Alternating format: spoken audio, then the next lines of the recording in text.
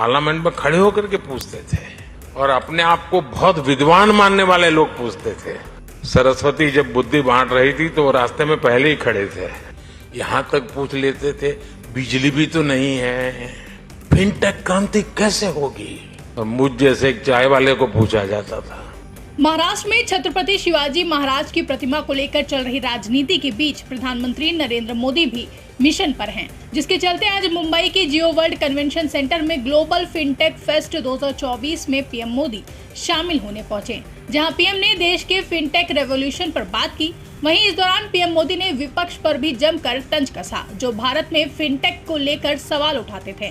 PM ने कहा कि कुछ लोग जो खुद को बहुत बुद्धिमान समझते हैं, उन्होंने संसद में खड़े होकर कई सवाल किए थे। जब सरस्वती माँ बुद्धि बांट रही थी तो वो रास्ते में सबसे पहले खड़े थे। वे सवाल करते थे कि फिनटेक क्रांति कैसे होगी। ये मुझ जैसे चाय वाले से पूछा जाता था। आपको याद होगा कुछ लोग पहले पूछते थे, पार्लियामेंट में खड़े होकर के पूछते थे और अपने आप को बहुत विद्वान मानने वाले लोग पूछते थे।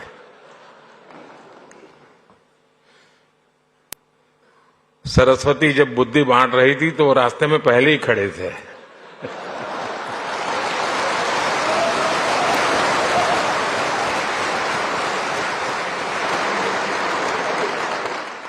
और क्या कहते थे, वो पूछते थे कि भारत में बैंक इतनी ब्रांचेज नहीं है, गांव-गांव बैंक अवेलेबल नहीं है, इंटरनेट नहीं है।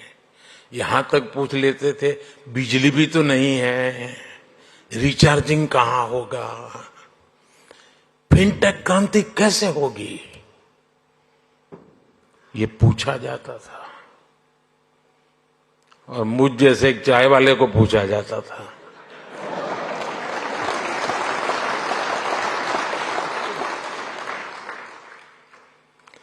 लेकिन आज देखिए, एक दशक में ही भारत में ब्रॉडबैंड यूजर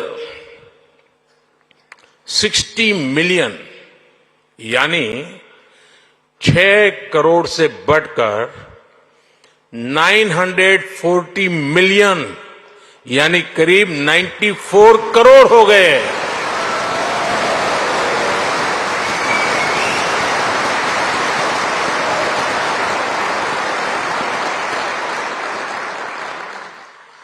आज 18 वर्ष से ऊपर का शायद ही कोई भारतीय हो जिसके पास उसकी डिजिटल आइडेंटिटी आधार कार्ड नहीं है। आज 530 मिलियन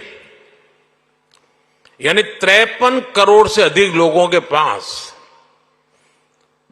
जनधन बैंक खाते हो गए हैं।